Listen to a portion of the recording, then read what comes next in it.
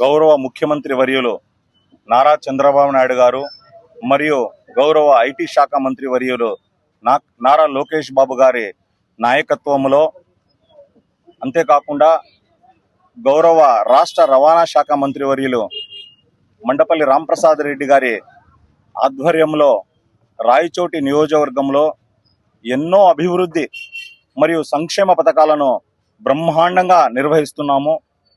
ఇప్పుడు door to door కార్యక్రమంలో భాగంగా రాయచోటి కాన్స్టిట్యూషన్లో ప్రతి ఒక్క కార్యకర్త నాయకులము సమిష్టిగా అందరము కలిసి ప్రతి వార్డు ప్రతి వీధి తిరుగుతున్నాము. ఎన్నో సంక్షేమ పథకాలను చంద్రబాబు నాయుడు గారు ఇస్తున్నారు. అంతేకాకుండా వారి ఇంకా ఏమన్నా సమస్యలు ఉన్నాయా అవి కూడా తెలుసుకొని పరిష్కరించడానికి మా చంద్రబాబు గారు నాయకత్వంలో అందరము పనిచేస్తున్నాము. విద్యార్థులకు యువకులకు విద్యావంతులకు అంతేకాకుండా ప్రతి ఒక్కరికి గవర్నమెంట్ ఎన్నో విధంగా సదుపాయాలు కల్పిస్తుంది. తల్లికి వందనం స్కీమ్ చూసినట్టయితే ఇంతకుముందు గవర్నమెంట్లో కుటుంబంలో కేవలము ఒక విద్యార్థికి మాత్రమే డబ్బులు ఇచ్చేవారు. ఇప్పుడు ఇంట్లో ఎంతమంది పిల్లలు ఉంటే అంతమంది పిల్లలకు కూడా వాళ్ళు చదువుకోవడానికి, వాళ్ళ ఒక ఉన్నతమైన స్థానానికి రావడానికి గవర్నమెంట్ తోడ్పడుతుంది.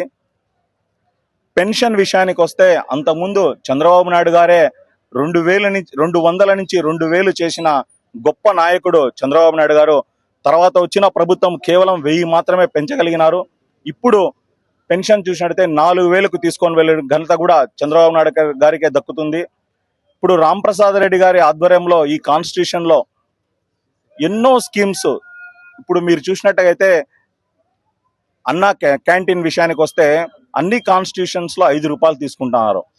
గౌరవ మంత్రివర్యులు ఆయన సొంత నిధులతో దాదాపు 70 లక్షలు ఖర్చు పెట్టి ఇప్పటి వరకు ఎక్కడ రూపాయి కూడా డబ్బు తీసుకోకుండా పేద ప్రజలకు ఉచిత భోజనం కల్పిస్తున్నారు.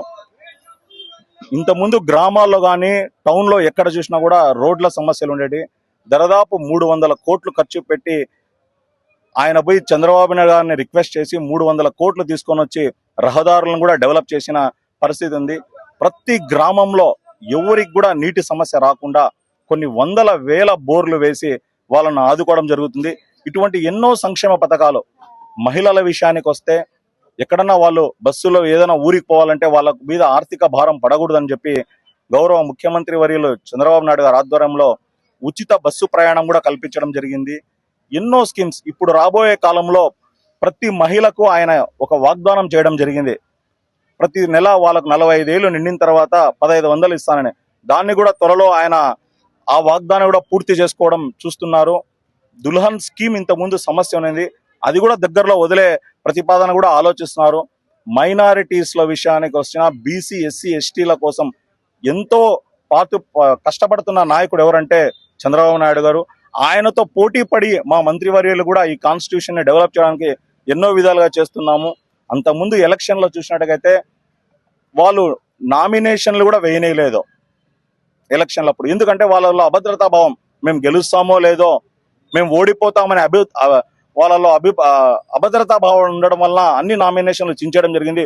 మేము అట్లా లేదు, ధైర్యంగా మా గవర్నమెంట్లో ప్రజలకు ఎన్నో స్కీమ్స్ ఇచ్చినాం కాబట్టి ధైర్యంగా ఎలక్షన్కి వెళ్తాము.